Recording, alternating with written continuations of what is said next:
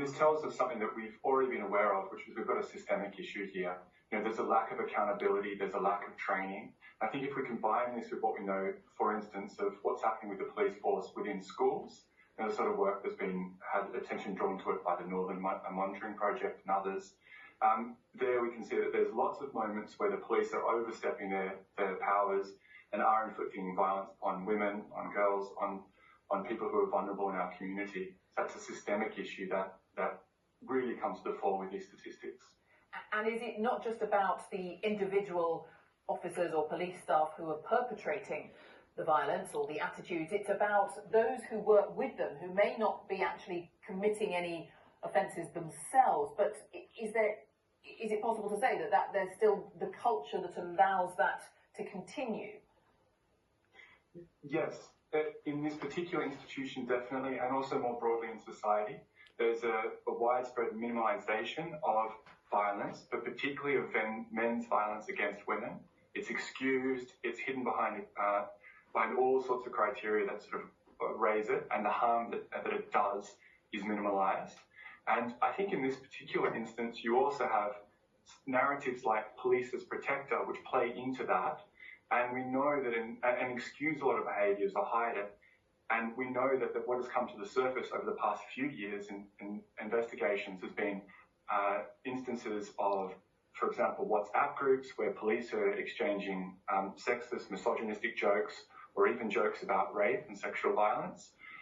And unless we're actually addressing those things, then we have an issue where individual officers might think that they can actually get away with things, they can push things further, or they might just not really see and recognise that the person that they're doing things to has those rights and shouldn't be attacked and shouldn't be assaulted in the ways that they are. Right. So it's cultural. I mean, to take your specific example of a WhatsApp group, it's about someone in that WhatsApp group having the courage or the confidence to say, that's not funny, that is not a joke, you can't joke about that sort of thing.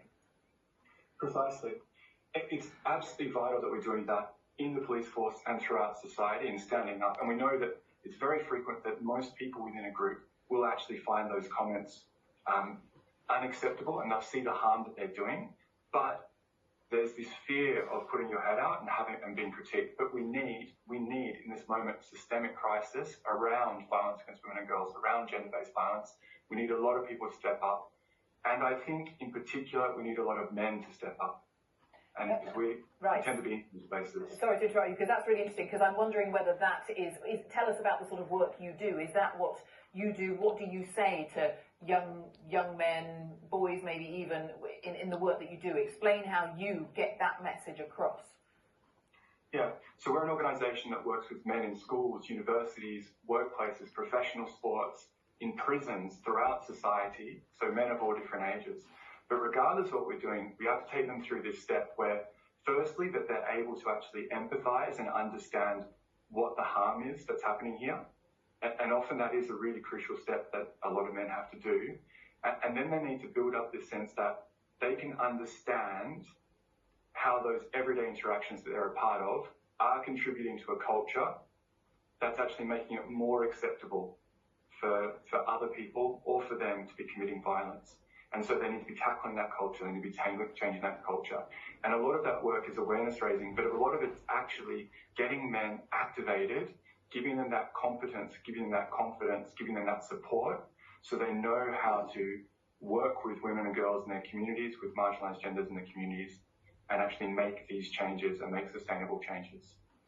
Really interesting to talk to you. Thank you very much. Daniel Guinness there, the Managing Director of Beyond Equality. Thank you. Thank you for having me. A court in